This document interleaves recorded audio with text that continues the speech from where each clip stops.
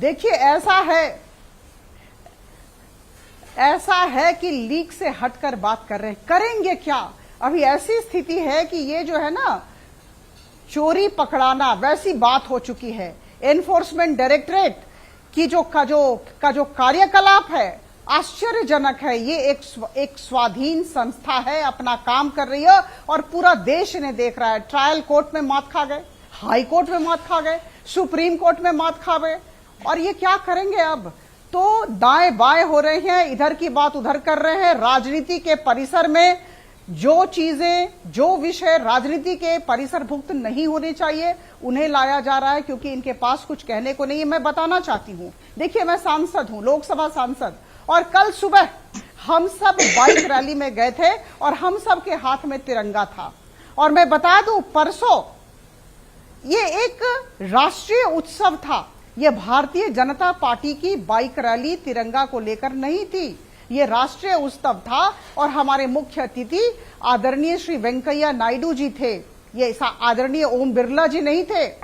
लेकिन ऐसी स्थिति में जब सबको ईमेल दिया गया, सबको बजाबते इनविटेशन दिया गया और हम सब वहां पहुंचे, तो कांग्रेस नदारद थी और बड़ी बड़ी बातें करती है। देश इनका रहा है, बोलते हैं देश हमारा है, स्वाधीनता हमारी वजह से हुआ, ये सारी बात ये लोग बोलते हैं। लेकिन जब राष्ट्रभक्ति दिखाने का समय आया, जब राष्ट्रवाद की बात हुई, तो पंकज जी, राष्ट्रभक्ति दिखाने का जब वक्त आया, जब कहा कि चलिए एका दिखाया जाए पूरी दुनिया को, इन्विटेशन दिया गया तो इनकार कर दिया। इनकार किया तो किया, उसके बाद देशद्रोही संगठन भी पुकारा जाता है, बड़े बड़े ट्वीट्स कर दिए जाते हैं।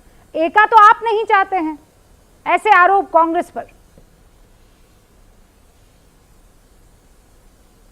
तिरंगा यात्रा के लिए आमंत्रण देने वाली भारतीय जनता पार्टी होती कौन है?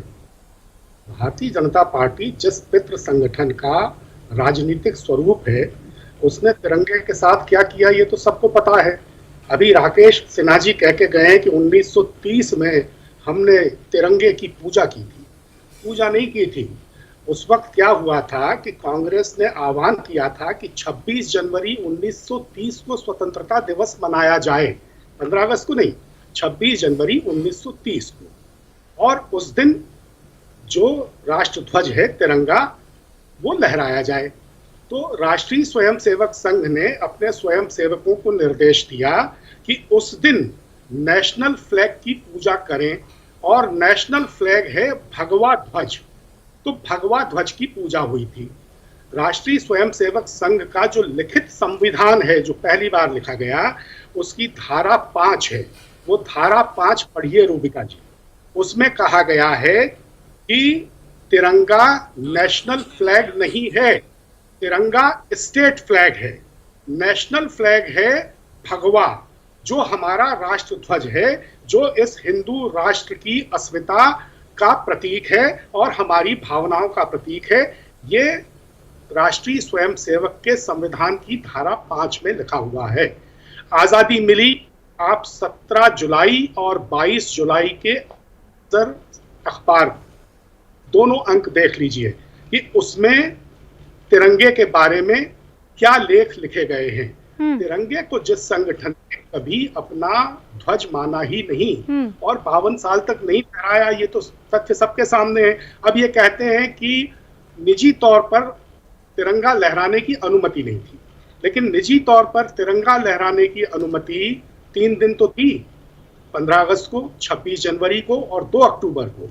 और इसके अलावा जलियांवाला बाग का जो सप्ताह है, उस पूरे सप्ताह में भी निजी तौर पर तिरंगा लहराने की अनुमति थी।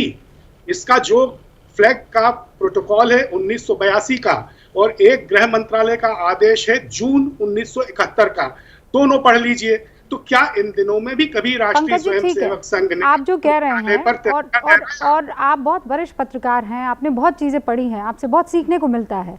आप जो कह रहे हैं ये सब मैं पढ़ लूंगी, लेकिन आज जो मुझे चित्र नजर आ रहे हैं उनको भी तो मैं पढ़ रही हूँ, और वो चित्र ये कह रहे हैं कि कुछ भी रहा हो इतिहास, आज अगर किसी एक पार्टी ने आपको आमंत्रित किया कि चलो तिरंगा यात्रा निकालते हैं, उसका एक सीधा सा मकसद है कि तिरंगा यात्रा निकाली जाए।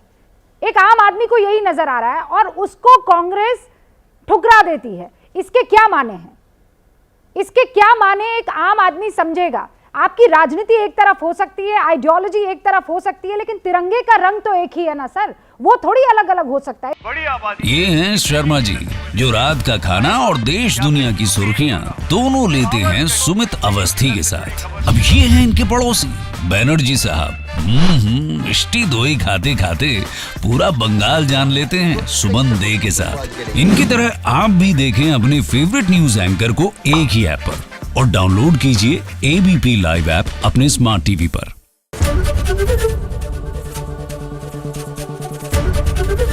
एबीपी न्यूज आपको रखे आगे।